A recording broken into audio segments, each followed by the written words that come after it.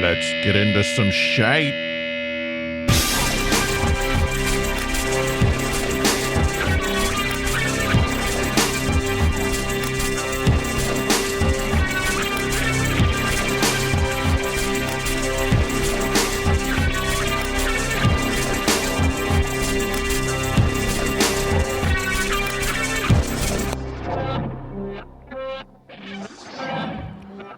Hello, folks. How you doing? This is Rick, and I am kicking off another episode of Apocalyptic.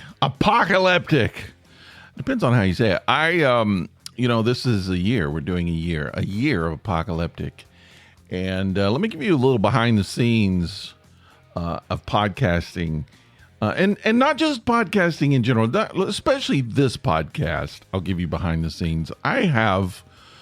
My entire life, basically, I have worked to better myself spiritually, right? We all kind of do that to our whatever we decide that means, and I'm not going to define it for you. But one of the things that has been a task for me, one of my projects, is to become less opinionated. Now, you might laugh about that, having listened to this podcast, another podcast, but that's kind of my dilemma, is doing a podcast, you need to be a little more opinionated. Nobody wants to hear a podcast where no one has a point of view. It's not interesting. You don't want to do that, I think. And so I have to kind of undo things that I've done. And here's the thing. I have definitely in my life been very opinionated on a lot of stuff. Ask all of my ex-wives. Ask my family. It's just, it's actually a family trait. My entire family is very opinionated. And who isn't? Right? You get a bunch of people together, we're all opinionated. Everybody's going to talk about their opinions. But I think, for me anyway, there just kind of came a point where I was like, but this is a little too much. Maybe I'm out of control here. And so it just became, it kind of became a thing to work on, It's just like, and I examined what our opinions, why have them. And just sort of, I would have to say maybe the Buddhist path of my interest has kind of helped that out a lot. Just come to the realization that your opinions don't matter. No one wants to hear them. They're entertaining, and that's where they can kind of work for a podcast, is if you can make them entertaining. And when I did this epic disaster, and to a certain extent, the Life to Kill podcast, that was part of the fun, was to be opinionated. And when Sherry and I designed the podcast, we would talk a lot about really pulling out the opinions even more and being more opinionated. Each of us have, because it's fun, it's funny, and you put those opinions together and they don't often mesh, and you have to make something out of it. So it creates drama and it's fun. But here in a solo podcast, there's no drama because there's nothing hitting up against your opinion. And so last week I brought my wife on the show as a guest. It was kind of a last minute thing. Sometimes it's like I need to talk to somebody else besides my own head. And I definitely need to get guests in here. I know I do. But the podcast is not in a place number-wise where it's attractive for guests to be on it. It's like you're not going to say, yeah, you got thousands of people listening to your to the interview that we're going to be doing. So I think a lot of people are just like, yeah, I don't want to do a podcast where just two people are listening. So it's just me. I don't mind doing a podcast with two people. You're one of them. And then that person over there is the other one. So I'm okay with that. But what happens is, originally when I put the podcast together, I had some other ideas. And then it just kind of sort of became what it is now, which I like. I'm fine with it. I don't have a big problem with it. I do feel like there's room to add some more stuff. I'm going to work on that. But sometimes, like, there'll be weeks when it's just like, I don't have anything I feel strongly about. I don't have a whole lot. I don't have a point of view I want to talk about. And those are the times when it becomes really, really difficult to do a show. Because I don't want to talk. No, you don't want to hear me talk about politics. No one wants to hear that. There's plenty of people doing that. Go listen to those people. I don't want to talk too much about religion and spirituality. I have an interest in that, but no one wants to hear that. And my point of view, at least in that, means very, very little. Everybody has their own idea, their own opinions. I don't need to put that out there. If it's something that I feel like is actually a contribution to someone's life, where, maybe this will help you out or maybe challenge you to think about something. I don't ever want to tear anybody's house down, but to throw something out there that somebody can kind of wrestle with, think about, that might be something you haven't thought about before. I'm okay with that. But rarely is it something that I just want to be like, this is the way it is. Deal with it.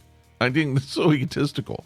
I don't care about that. And I don't mind telling you my experiences and what I'm thinking, what I'm going through and all that. That's part of the fun of the podcast too. But I also feel like that I need to work on getting other people to talk about theirs. Definitely need to do that. That's why I have the listener line. This listener line, by the way, the number is 678-348-0008. How many times have I told you? That's for you to talk about what you're interested in. Now, you can be egotistical, you can be opinionated, you could do whatever you want on that line. It's yours. And actually, I kind of encourage you to kind of, talk about something controversial if you want to. I think that's cool. And maybe it'll cause me to talk about something, think about something, share something. And that's what that's for. And if you don't want to talk about anything on that line, but you want to share an opinion, you could text that same line, 678-348-0008. I'm reading that without my glasses. I hope I said the numbers right. And just text it, and I'll do the work for you.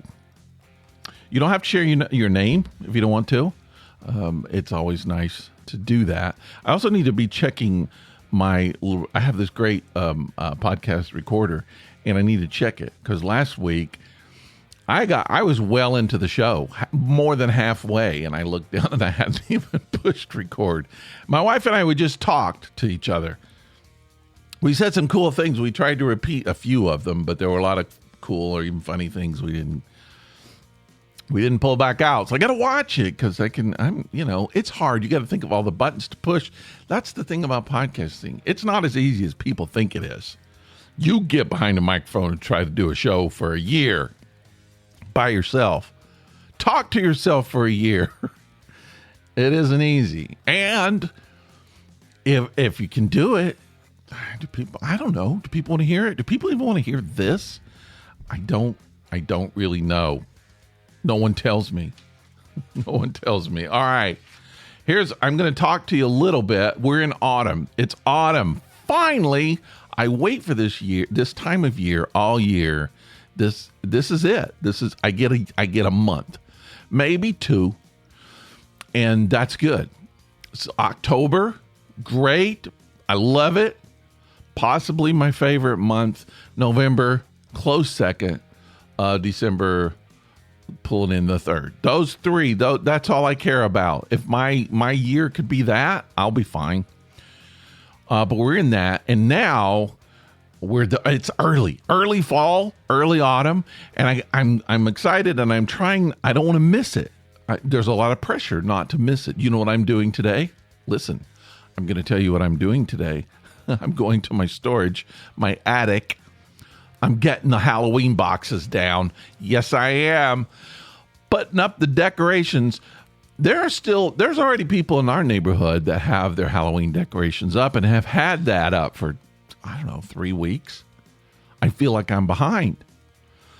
And I've been saying I'm going to do it. I told my wife we're doing everything early this year. Sometimes we always say we're going to put Christmas up early and then we do it late because we're old. We're lazy.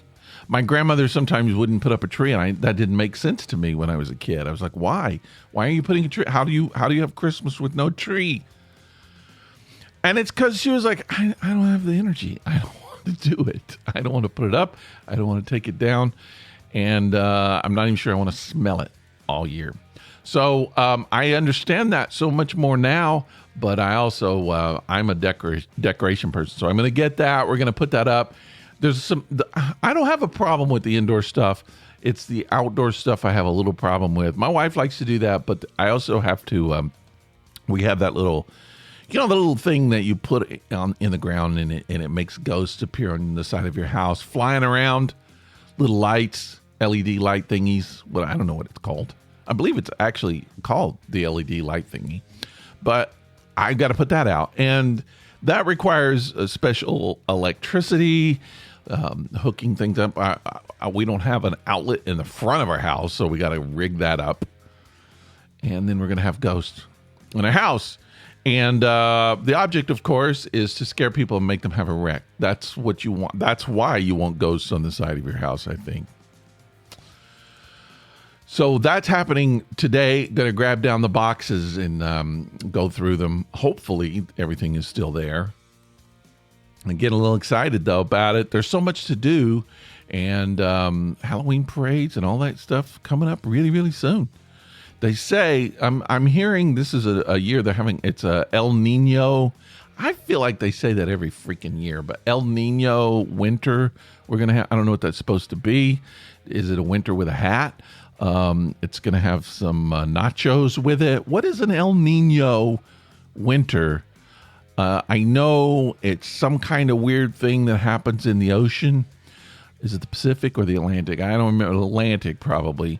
And it either makes, I can't remember if it makes things worse or makes things less worse, which would be called better in some places. I don't want a better winter. We have better winters here. I want a worse winter. I would like Atlanta to have some snow this year. I've asked Santa for it. I prayed to Jesus. It's a race to see who's going to deliver at this point. A snowy Atlanta, isn't that like Snowball's Chance in Atlanta? That's what I'm hoping for this year. I don't know. See what I'm talking about? This is what I mean. This is what I should not do a show when I have nothing to talk about, because it gets really, really weird. Guess what I did this week? I was really happy. My wife and I went to see a movie this year. A movie, not this year. Well, really this year, because I don't even know the last time we went to see a movie. But we went to see a movie together, and we don't do that a lot. I don't know why. We should, and in fact, I'm hoping that we will, because she ordered some kind of club. We went to the theater, and you can like sign up for a club, and you get discounts on tickets and all that kind of stuff. So she did that, and I'm hoping we're going to see some movies. Probably we'll just throw that money away. But I'm not a Marvel person. I don't care about superhero movies. I'm trying to think of which ones I saw. You know, I saw the Batmans, the early ones. I think I saw one of the Spider-Mans, and that was it. I don't care about that. To me, the CGI looks fake, and it destroys it for me. I would rather just, I want to see characters. I want to see people. I want to see stories. I'm old-fashioned that way, and I want to see a sequel to Breakfast Club, because I'm an 80s guy. I still have my mullet. It's tucked into the back of my shirt, so my wife will never see it. I was thinking about that, though, today. You know, there were some rumors that they were going to do a sequel to Breakfast Club, and now they can't. They're all grandparents, because the thing was that it would be like their kids. And what are the odds? That would be really stupid. What are the odds that the same people who were in Chicago in detention without a single person of color, what kind of sci-fi is that? And then their kids get back in detention. The same people's kid. That's what they would do. And it would be dumb. They would just call it the dumb club. Who wants to see that? But I would like to see the cast get together. That's what would be fun, is if like they got together. And how would we write this? Let's say it's the reunion, the 40th anniversary, the 40th class reunion. This is also a stretch because I don't see Bender, Judd Nelson's character, coming to a reunion. But maybe he did. Maybe he grew up. Maybe he might be like the CEO of a company. He could. But let's say they all came to, and this is also a stretch. Do anybody go to reunions anymore? I don't. Facebook is a reunion for the classes. But let's say they go to their all white outside of Chicago school. Come on. Anyway, they go there and then they start talking about the detention, right? And then they're like, oh, let's go look at the library. And they go look at the library. And the door, remember the door? Screws fall out all the time. The door has not been fixed in 40 years. It's slammed shut. They're locked in there during the reunion. No one can get them out. And so they sit in there and talk about their lives. I would pay to see that movie. I would be the only person sitting there watching it, but I would pay to see that. What I did pay to see this, it's just as bad. It was an 80s movie. I went to see Stop Making Sense, the concert video of the Talking Heads. Holy crap, that's so good. If you didn't get a chance to see it, this was on IMAX, so it was like gigantic. Sound was perfect. I was a little concerned that the quality would not be good. I mean, they made this film in the 80s, and I thought you blow it up 2 stories high, 3 stories high, and it's going to look pixelated or fuzzy or whatever. No, it was sharp. The music, fantastic. Everything, whatever they did, somehow they predicted that 40 years from now we're going to need to play this in an IMAX theater, even though we don't know what IMAX is now. So good. I would watch it again. I've seen it probably close to 50 times. Surely I have 50 times. And I would watch it again. And it was so good seeing. I'm glad I got to see it on the big screen. Probably never will again. Although if I had an opportunity tonight, I would go see it again. Get the opportunity before it closes. I don't know if it's closed yet. Go see it. If you're not a Talking Heads fan, I don't think it matters. It's fantastic music. And they did it. They caught it at a perfect time. It's just great. It's perfect. All right. So I had a good time. Went to see with my wife. Ate a lot of popcorn. We sort of danced. It was a lot of people. Not a lot of people. I'd take that back. 20 people. There were only 20 people in the theater. And they were all old. There were a few 20, maybe 30-year-olds. These are the cool people, young people. They know a good band when they see it. But it's mostly our age. People with gray beards, white beards, bald, stomachs hanging over. There was a woman probably in her 60s wearing metallic pants. I told my wife she looked like a baked potato, which is not bad. I love baked potatoes. But yeah, we all thought we were cool for 2 hours. And I've always said I don't know how many people watch that. I don't know how people watch that without dancing. You kind of want to get up and dance. And the urge was there. But we did dance in our seats. We moved in our seats the way grandparents do. You swing your arms a lot when you're a grandparent and you're dancing. It's a lot of arm movements. Have you ever watched your grandma dance? She looks like she's conjuring Satan. She just kind of swirls her hands a little bit. Mostly anything like above the elbow moves and everything back kind of stops. And then if you're really limber, you can move the top part of your arms with your elbow. And that's it. That's dancing for old people. It's all you do. You look like you're polishing. It's like wax on, wax off. You look like you're polishing the car. That's grandparents dancing, and we did a lot of that. But it was good. I want to say, if you missed it, I feel bad for you. Something else I did this week. This is a goal. Met a goal. myself. I've been wanting to do this. This is not something anybody cares about really, but I'm going to share it with you. I've wanted for a long time to make malas. You know what a mala is, right? You don't know what a mala is, I'm going to tell you. It's basically prayer beads. And you don't actually have to use them to pray. You could use them as jewelry or whatever. But they're prayer beads. They come in all different kinds of styles. Use them as a necklace. They have a tassel on them usually. And their origin's kind of like a rosary. If you're Catholic, you know what a rosary is. Same thing. And I guess Buddhists and Hinduists and anybody else uses them to count prayers. When they're doing prayers, they keep up with it. There's 108 beads, so I guess you're praying 108 times, and you just scroll through it and count the beads while you're praying, so you don't lose, I guess, you're impressing God. You're like, hey, 108 times, God, right here. I got proof. I got a bead, got a mala. So I've wanted to make those for years. I just haven't done it, and I haven't had the time, the material, the energy, whatever. And it's a project, and I just, I start so many projects, and it's like, I don't have time.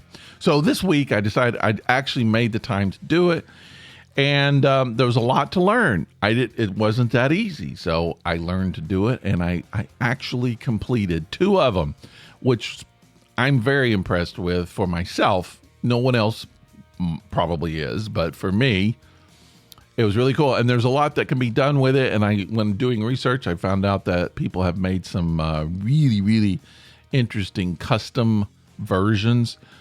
And so I kind of thought, well, maybe I'll make a bunch of them and sell them online. That's kind of my goal, I think. So I've priced them. You can get them on Amazon for like $16. It's not even worth doing them for that. But I have seen a line that people are selling for around $50. And if you get on Etsy, and the beads are kind of fancy on Etsy, $250, $250, not bad. I would do that. And then like the other day, I saw on Etsy, for like $800, which I think it was made out of Brad Pitt's teeth.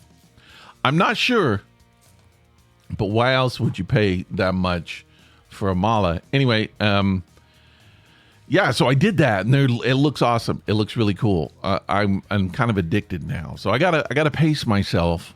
I don't have time to do too many of them, and it's one of those things I could get really, really obsessed with. So I just, I gotta not get too obsessed. I gotta make sure I do, just enough, because I'll have like a whole mala division in my house if I'm not careful. That's what I do. I get obsessed. It's like my podcast studio here. All my microphones for one person. Yeah, that's it. I don't know why I wanted to share it, but I did. It's something very important to me, and I did post some pictures. Maybe I'll post it on the Apocalyptic site if you beg me, if you ask me, if you want to see it. If you don't, go to my website. Go to Facebook. You'll see it. Take a little break here. Settling down a little bit. I have ice cold coffee today. Really cold coffee. Cinnamon coffee. That's not bad,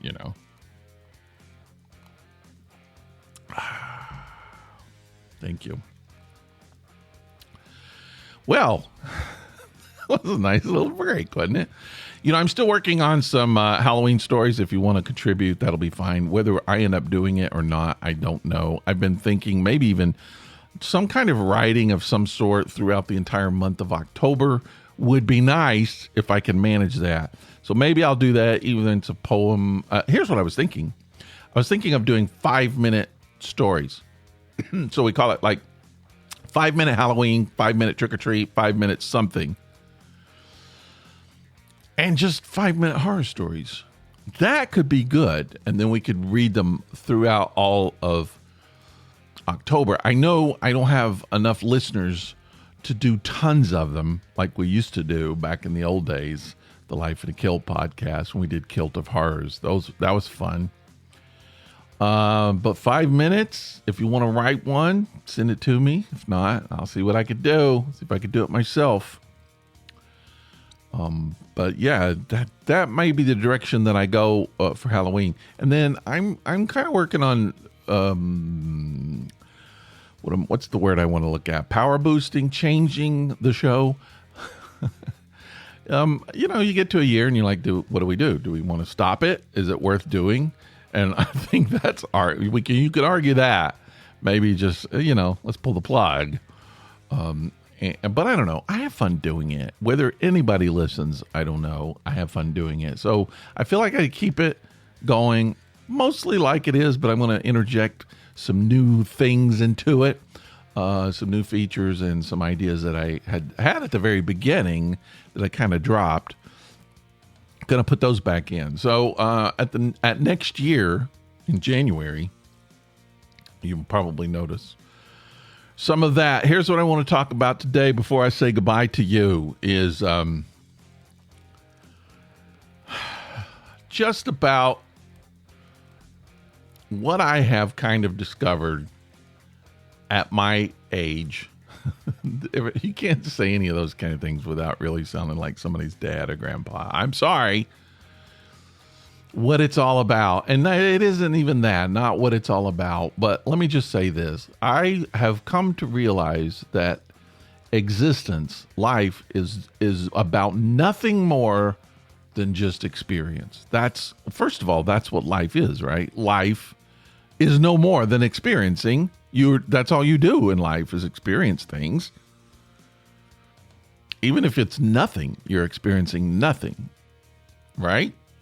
So it could be like the most incredible thing or the most simple thing, but it's all an experience, and that's exactly what life is. We don't do anything but that. When I was younger, I know I would see a lot of people who had to have big experiences. They had to jump out of a plane, or they had to travel the world, or they had to have sex with as many people as possible. All of that stuff. Had to go live in a big city and just see just be stimulated in their sensories as much as possible. And those people used to irritate me. I didn't get it. I didn't understand. It used to bother me. But recently I've been watching some documentaries on YouTube. Young people going to other parts of the world. They're doing little documentaries. They're meeting people. They're eating the food. They're wearing the clothes. They're visiting landmarks. They're having these experiences. And even if they're experiences that seem a little strange or maybe outside of the box of my own comfort, they're having a great time. And I've kind of come to the point where I just think, holy crap. All of that used to irritate me. Now I realize that's what life is. Life is just about experiencing the things you want to experience. Because you get enough of experiencing the things you don't want to experience. My wife and I had a discussion last night about experiencing death. That's one of the experiences that you get to experience when you're young, when you're a brand new being sprung into the world. You do experience your birth, but you don't remember it because you don't have any kind of thing to attach it to. So it is an experience. It's an experience of the now, and then it's gone. But your death is an experience. It is an experience of the now, just like birth, but you're able to think about it and reflect on it more because you have more tools to do that. If your death is painful, if it is tragic, if it's traumatic, no one wants those. But if it's that, you're unlucky. I mean, that happens to a lot of us.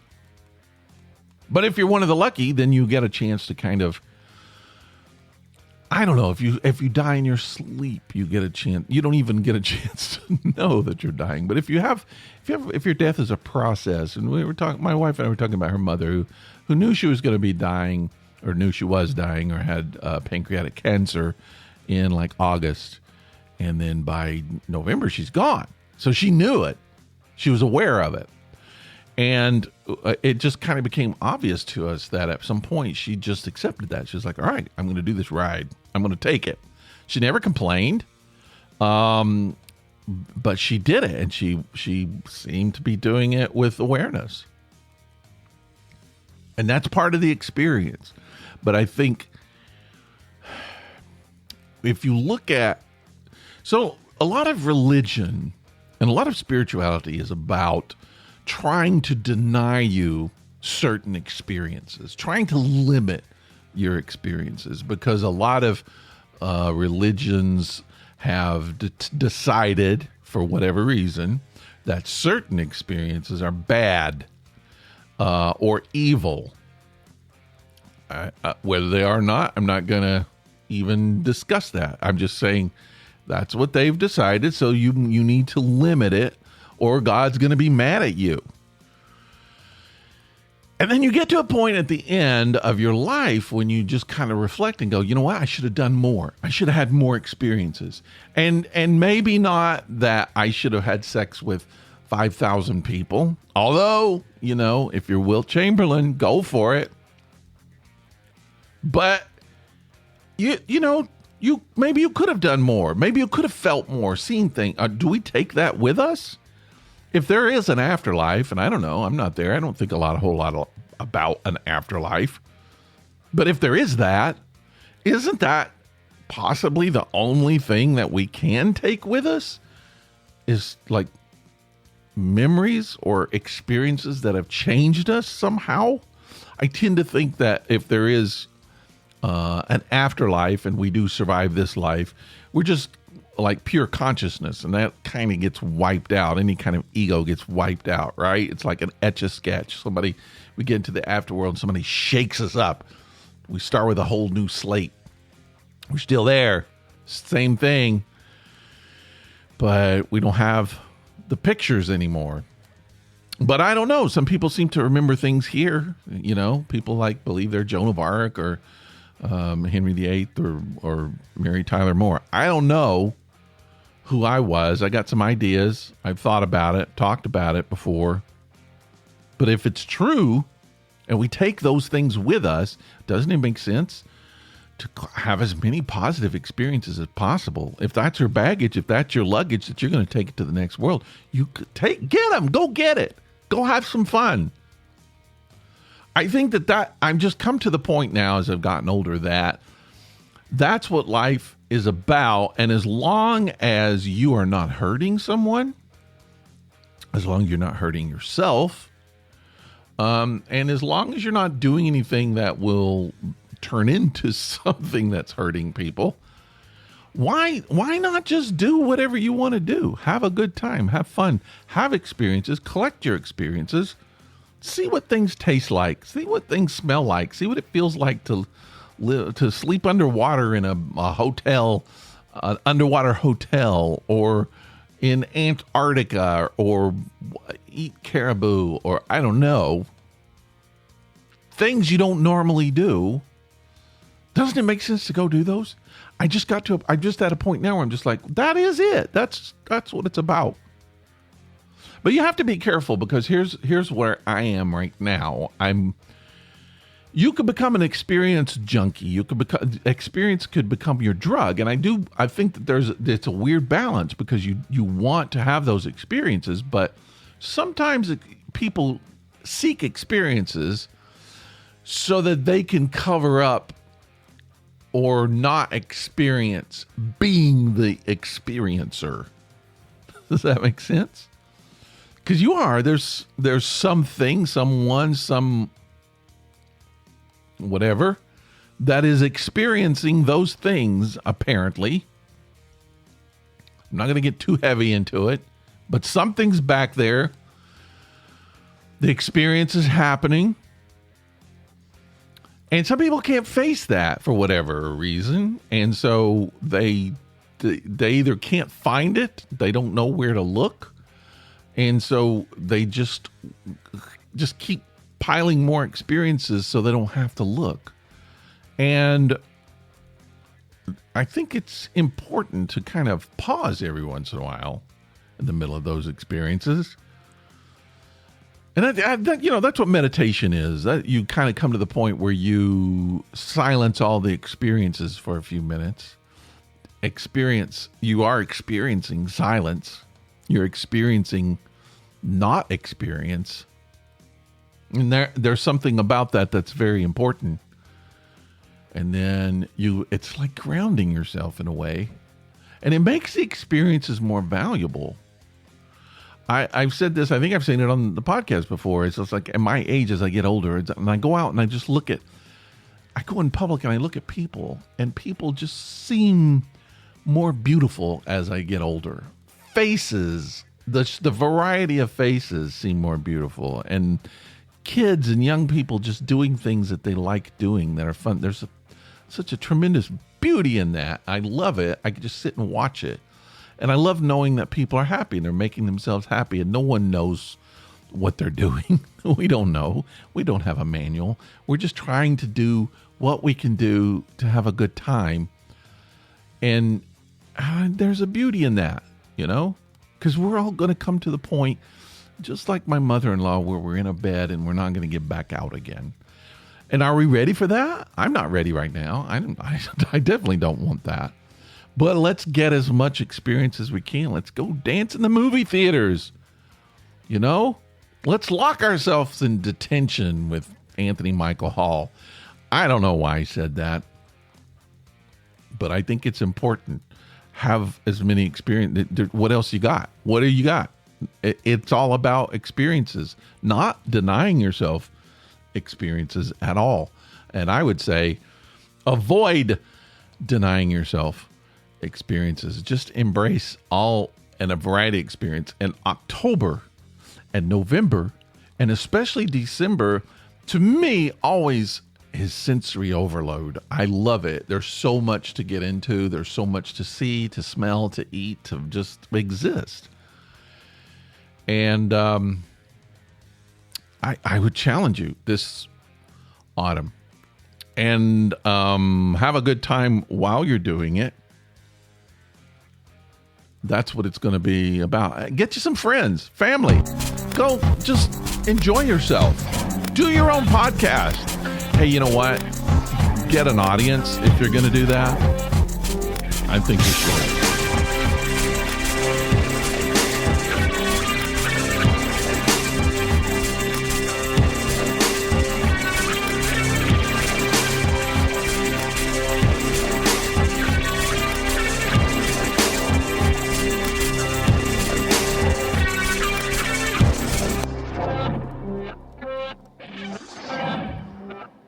Is that okay?